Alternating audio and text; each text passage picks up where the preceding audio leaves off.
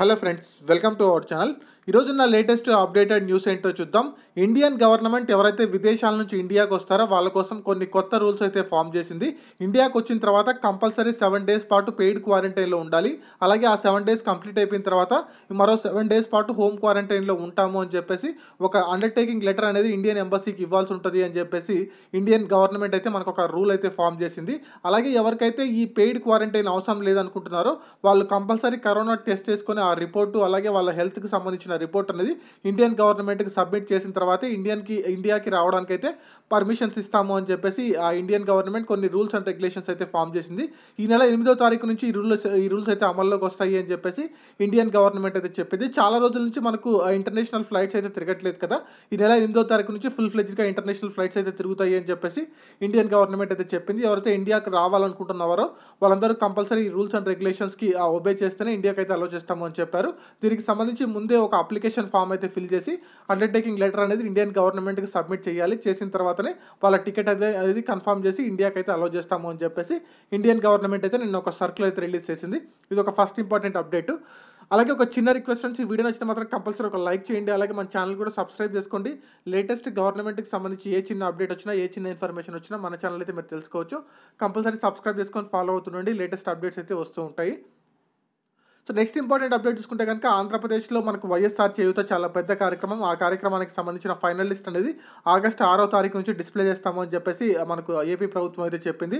ఆయా గ్రామ మరియు వార్డు సచివాలయాల్లో మీకు సంబంధించిన ఫైనల్ లిస్ట్ అయితే డిస్ప్లే చేస్తాము. కంపల్సరీ ప్రతి ఒక్కరు చెక్ చేసుకోవాలి అని చెప్పేసి ఆంధ్రప్రదేశ్ ప్రభుత్వం అయితే చెప్పింది.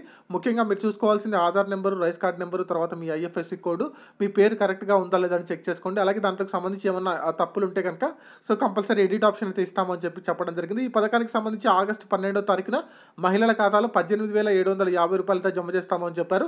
దీనికి సంబంధించి సుమారు 25 లక్షల మంది మహిళలు అయితే అప్లై చేసుకున్నారు. వాళ్ళందరికీ సంబంధించి సోషల్ ఆడిట్ తర్వాత రీవెరిఫికేషన్ అయితే కంప్లీట్ చేశాము. రీవెరిఫికేషన్ కంప్లీట్ చేసిన తర్వాతే ఫైనల్ లిస్ట్ అనేది మనకు డిస్ప్లే చేస్తారు. ఎవరైనా మనకు వాళ్ళు ఇచ్చిన డీటెయిల్స్ కనుక తప్పు ఉంటే ఫైనల్ లిస్ట్లో వాళ్ళ పేరు అయితే ఉండదు అని చెప్పేసి ఏపీ గవర్నమెంట్ అయితే చెప్పింది. కాబట్టి ప్రతి ఒక్కరు ఫైనల్ లిస్ట్లో మీ పేరు ఉందో లేదో చెక్ చేసుకోండి. అలాగే ఎవరైనా తప్పులు చేసినా కూడా మనకు ఫైనల్ లిస్ట్ వచ్చిన తర్వాత దానికి సంబంధించిన ఎడిట్ ఆప్షన్ అయితే వస్తుంది అని చెప్పేసి ఏపీ గవర్నమెంట్ అయితే చెప్పింది. ఇది ఒక important update. So next important update చూసుకుంటే కనుక మనకు స్కూళ్ళకు సంబంధించి ఆల్రెడీ కేంద్ర ప్రభుత్వం కొత్త సిస్టమ్ తీసుకొస్తుంది కదా, 5+3+3+4 అని చెప్పేసి. ఇందులో భాగంగానే మనకి ఏంటంటే ఆల్రెడీ మనకు గవర్నమెంట్ స్కూల్స్లో మధ్యాహ్న భోజనం మాత్రమే ఇస్తున్నారు. సో ఉదయం బ్రేక్ఫాస్ట్ అయితే ఇవ్వట్లేదు. కాకపోతే ఇప్పుడు కేంద్ర ప్రభుత్వం ఏం చెప్తుందంటే సో స్కూల్లో గవర్నమెంట్ స్కూల్స్లో చదువుతున్న పిల్లలందరికీ ఉదయం పూట అల్పాహారాన్ని కూడా అందించాలి. నాణ్యమైన పోషక విలువలు ఉండే ఆహారం అయితే చిన్నపిల్లలకు కానివ్వండి, గవర్నమెంట్ స్కూల్స్లో చదువుతున్న విద్యార్థులకు అందరికీ అందజేయాలి అని చెప్పేసి కేంద్ర ప్రభుత్వం అయితే ఒక అనౌన్స్మెంట్ చేసింది. అందులో భాగంగానే కొన్ని మార్పులు చేర్పులు తీసుకొస్తామని చెప్పారు. సో మనకి ఏంటంటే ఆ 5th క్లాస్ వరకు కంపల్సరీ లోకల్ లాంగ్వేజ్లోనే టీచ్ చేయాలి అని చెప్పి ఒక సిస్టమ్ కూడా తీసుకొచ్చారు. సో దాన్ని ఎంతవరకు ఇంప్లిమెంట్ చేస్తారు, అలాగే ఎంతవరకు సక్సెస్ అవుతుందో వెయిట్ చేసి చూడాలి. సో నెక్స్ట్ అకాడమిక్ ఇయర్ నుంచి ఈ ప్యాటర్న్ అయితే తీసుకొస్తాము. అన్ని స్కూల్స్ తర్వాత కాలేజెస్లో ఇదే సిస్టమ్ అయితే ఫాలో అవ్వాలి అని చెప్పేసి కేంద్ర ప్రభుత్వం అయితే చెప్పింది. మనకు ఇప్పుడైతే కనుక గవర్నమెంట్ స్కూల్స్లో ఆంధ్రప్రదేశ్ కానివ్వండి, తెలంగాణ కానివ్వండి మధ్యాహ్న భోజనమే పెడుతున్నారు. ఇక మీద నెక్స్ట్ అకాడమిక్ ఇయర్ నుంచి మనకు ఉదయం పూట బ్రేక్ఫాస్ట్ కూడా అందించడానికి అయితే అవకాశం ఉన్నట్టయితే తెలుస్తుంది. సో నెక్స్ట్ ఇంపార్టెంట్ అప్డేట్ చూసుకుంటే కనుక మనకు వైజాగ్లో జరిగిన క్రేన్ ప్రమాదంలో ఎవరైతే చనిపోయారో వాళ్ళకు ఒక్కొక్కరికి 50 లక్షల రూపాయలు పరిహారం ఇస్తాము అని చెప్పేసి ఏపీ ప్రభుత్వం అయితే చెప్పింది. దీనికి సంబంధించిన అనౌన్స్మెంట్ అయితే చేశారు.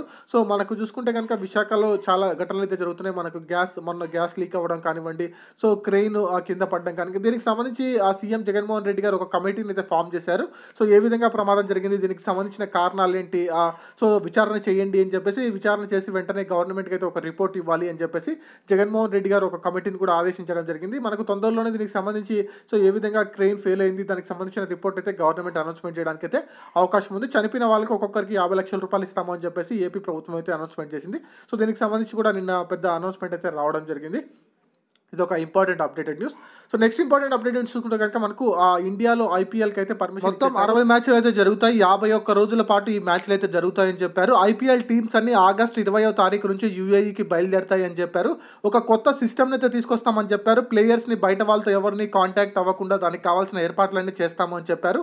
సో దీనికి సంబంధించిన స్పాన్సర్షిప్ షెడ్యూల్ మొత్తం అనేది 1 or 2 డేస్లో అనౌన్స్మెంట్ చేస్తారు అని చెప్పేసి బీసీసీఐ అఫీషియల్గా అయితే అనౌన్స్మెంట్ చేసింది. సో ఆ ఐపీఎల్ అయితే యూఏఈలో జరుగుతుంది. దానికి కావాల్సిన షెడ్యూల్ షెడ్యూల్ కానివ్వండి, ఏర్పాట్లు కానివ్వండి, స్పాన్సర్స్ కానివ్వండి, మొత్తం డీటెయిల్స్ అయితే తొందరలోనే అనౌన్స్‌మెంట్ చేస్తాము అని చెప్పారు. సో, చాలా రోజుల నుంచి చాలామంది క్రికెట్ లవర్స్ అందరూ ఎదురు చూస్తున్నారు. ఐపీఎల్ జరుగుతుందా? జరగదా? అని. మనకు ఆ 2020 matches ICC 2020 world cup postpone అవ్వడంతో మొత్తానికైతే ఐపీఎల్ అయితే మనకు స్టార్ట్ అవుతుంది. సెప్టెంబర్ 19 నుంచి ప్లేయర్స్ అందరూ ఆగస్ట్ 20th నుంచి యూఏఈకి అయితే వెళ్ళిపోవడం జరుగుతుంది అని చెప్పేసి అనౌన్స్‌మెంట్ అయితే చేశారు. సో, నెక్స్ట్ ఇంపార్టెంట్ అప్డేట్ చూసుకుంటే గనుక మనకు శ్రీశైలం దేవస్థానాన్ని మరొక వారం రోజుల పాటు క్లోజ్ చేస్తున్నట్టు ఆ దేవాదాయ శాఖ అయితే ప్రకటించింది. ముఖ్యంగా చూసుకుంటే గనుక ఆ ఏరియాలో కొన్ని కరోనా కేసులు ఉండడంతో మనకు శ్రీశైలంని మరొక వారం పాటు ఈ దేవాలయాన్ని అయితే క్లోజ్ చేస్తున్నాము అని చెప్పి అనౌన్స్‌మెంట్ చేశారు. అన్‌లాక్ 2.0లో భాగంగా దేవాలయాలు ఓపెన్ చేసుకోవచ్చు అని చెప్పి కేంద్ర ప్రభుత్వం అయితే పర్మిషన్ ఇచ్చింది. కాకపోతే చాలా చోట్ల ఏంటంటే ఈ కరోనా ఎఫెక్ట్ ఉండడం వల్ల ఆటోమేటిక్‌గా వాళ్ళే వాలంటీర్‌గా టెంపుల్స్ అయితే క్లోజ్ చేస్తున్నారు. కాకపోతే దేవుడికి పర్సనల్‌గా అన్ని పూజలు కానివ్వండి, అన్ని కార్యక్రమాలు అయితే జరుగుతాయి. కాకపోతే భక్తులను అయితే అలో చేయము అని చెప్పి ఒక ఇంపార్టెంట్ అనౌన్స్‌మెంట్ అయితే చేశారు.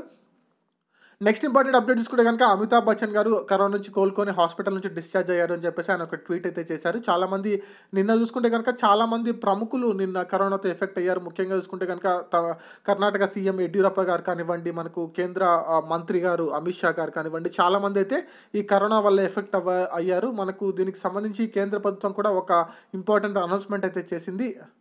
ఎవరైతే కరోనాతో ఎఫెక్ట్ అయ్యారో వాళ్ళని ఇబ్బంది పెట్టకండి. వాళ్ళ ఫ్యామిలీ మెంబర్స్‌తో మాట్లాడడానికి వెసులుబాటు కల్పించండి అని చెప్పేసి కేంద్ర ప్రభుత్వం అయితే కొన్ని సలహాలు, సూచనలు ఆయా రాష్ట్ర ప్రభుత్వాలకైతే ఇచ్చింది. మనకు చాలా కేసెస్ చాలా ఎక్కువ మందికైతే ఎఫెక్ట్ అవుతున్నారు. రోజుకు చూసుకుంటే గనుక 45,000-50,000 మందికైతే ఇండియా వైడ్ ఈ కరోనాతో అయితే ఎఫెక్ట్ అవుతున్నారు. వాళ్ళను ఎవరైతే హాస్పిటల్స్‌లో ఉంటారో వాళ్ళకి స్మార్ట్ ఫోన్స్ కానివ్వండి, మొబైల్స్ కానివ్వండి అలో చేయండి. వాళ్ళ ఫ్యామిలీ మెంబర్స్‌తో మాట్లాడడానికి పర్మిషన్స్ అయితే ఇవ్వండి. వాళ్ళని ఎలాంటి ఇబ్బందులు పెట్టకండి.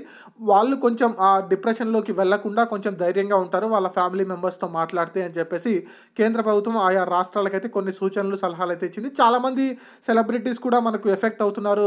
మినిస్టర్స్ కానివ్వండి, మనకు యూపీలో కూడా ఒక మంత్రి గారు కూడా చనిపోవడం జరిగింది. దీనికి సంబంధించి కేంద్ర ప్రభుత్వం చాలా సీరియస్‌గానే తీసుకొని కొత్త ఏదైనా వెసులుబాట్లు కల్పించడానికి, కొత్త ఏదైనా చర్యలు తీసుకోవడానికైతే ఏర్పాట్లు చేస్తాము అని చెప్పి చెప్పడం జరిగింది. ఇది ఒక important updated news. So, next important news చూసుకుంటే గనుక మనకు రేపటి నుంచి ఏపీలో 9వ విడత ఉచిత రేషన్ పంపిణీ చేయడానికి మొత్తం ఏర్పాట్లు అయితే చేశారు. సో, దానికి సంబంధించి ఆయా స్టోర్స్‌కి రైస్ కానివ్వండి, లేకుంటే కందిపప్పు కానివ్వండి అన్నీ అయితే చేరవేశాము అని చెప్పి చెప్పడం జరిగింది. రేపటి నుంచి మీరు మార్నింగ్ నుంచి అయితే వెళ్లి రేషన్ అయితే తీసుకోవచ్చు. సో, దీని తర్వాత ఒక 10 రోజుల పాటు అయితే మనకు 9వ విడత ఇస్తారు. 9వ విడత కంప్లీట్ అయిపోయిన తర్వాత 10వ విడత ఉచిత రేషన్ పంపిణీ అయితే చేయడం జరుగుతుంది. కొత్తగా రైస్ కార్డ్స్ వచ్చిన వాళ్ళు కానివ్వండి, అలాగే కొత్త రైస్ కార్డ్స్ నెంబర్ వచ్చిన వాళ్ళందరూ అయితే తీసుకోవచ్చు. దీనికి సంబంధించి ఎవరికైతే వేలిముద్రలు పడట్లేదో వాళ్లకు అక్కడున్న వీఆర్ఓ గారి సహాయంతో అయితే రేషన్ అయితే పంపిణీ చేస్తాము అని చెప్పి చెప్పడం జరిగింది. కాకపోతే ఏంటంటే చాలామంది అడిగేది ఏంటంటే కంపల్సరీ మీరు శానిటైజ్ చేసుకోండి, సోషల్ డిస్టెన్స్ అనేది పాటించండి అని చెప్పేసి మనకు అధికారులు అయితే చెప్తున్నారు. వెళ్ళే వాళ్ళు ఎవరైనా సరే జాగ్రత్తగా ఉండండి. రేపు మార్నింగ్ నుంచి వెళ్ళి మీరైతే రేషన్ తీసుకోవచ్చు. దీనికి సంబంధించి గవర్నమెంట్ అఫీషియల్‌గా అనౌన్స్‌మెంట్ చేసింది. ఇవి ఫ్రెండ్స్ ఈ రోజున లేటెస్ట్ అప్డేటెడ్ న్యూస్. నచ్చితే లైక్ చేయండి, షేర్ చేయండి. అలాగే మన ఛానల్ కూడా సబ్స్క్రైబ్ చేసుకోండి. లేటెస్ట్ గవర్నమెంట్ అప్డేట్స్ వస్తూ ఉంటాయి. Thank you very much. By by.